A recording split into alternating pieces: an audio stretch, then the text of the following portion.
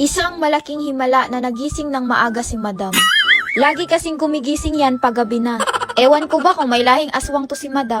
Ang agang nanood ng TV ng mga angkan ko. Sinabihan ko na nga nakakain na kami. Pero tapos na daw sila. Si Madam na lang daw yung hindi. Buti na lang talaga tinirahan nila ako ng kanin. Pag hindi, magwawild talaga si Madam. Abay nilagay pa sa oven yung mga ulam. Muntikan pa akong hindi matirhan ng ulam. Grabe talaga yung pamilya ko. Minsan na nga lang gumising ng maaga at minsan na nga lang din makapag-breakfast. Tinirhan pa ako ng panis na ulam.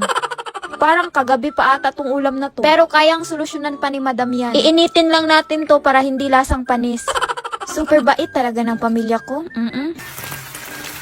Nung mainit na nga yung ininit kong ulam, abay ihain na natin to para makakain na si Madam. Kasi malapit na talagang uminit yung ulo ni Madam. Nagiging dinosaur pa naman to kapag may topak. Kasalanan mo yan, Madam. Nasanay na kasi yung pamilya mo. Nahapon ka na gumigising. Kapag ginigising ka naman ng maaga, tulog mantika ka pa. Kulang yung breakfast ni Madam kapag walang kape. Habang tumatanda si Madam, lalong naa-addict sa kape.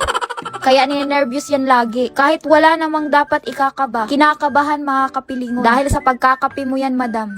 Nagkakape sa umaga, nagkakape sa tanghali, pati din sa gabi.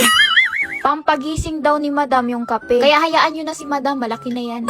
Nung tapos nang mag-breakfast si Madam, aalis na muna siya sa pamamahay nito. Hindi din naman ako pinapansin ng pamilya ko. Busy sa kakapanood ng Netflix. Kasalanan mo din yan, Madam. Nag-download ka pa kasi ng Netflix. Nung tapos na nga magsapatos, diretso na nga ang binuksan ni Madam yung double door nila sa mansyon at agad na lumabas. Hindi man lang ako nilingon ng pamilya ko. Hindi din ako tinatanong kung saan ako pupunta.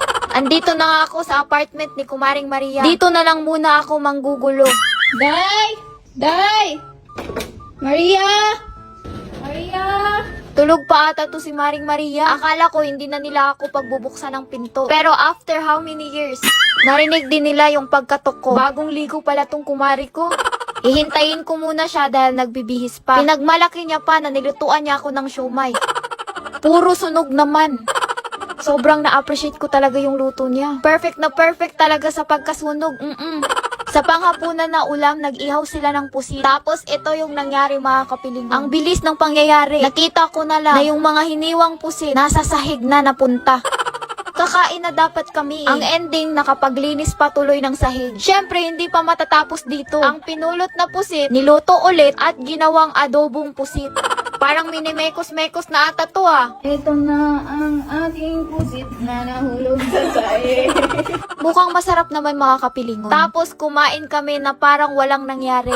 Nakakatawa talaga itong pangyayaring ito. Nung tinikman ko na nga mga kapilingon, hindi ako na-inform na kasama pala yung buhok sa ingredients.